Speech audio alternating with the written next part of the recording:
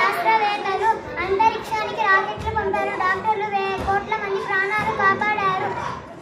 మన దేశం విభిన్నతలో ఏకత్వానికి నిదర్శనం. అన్ని మతాల వారు కలిసి ఉండరు.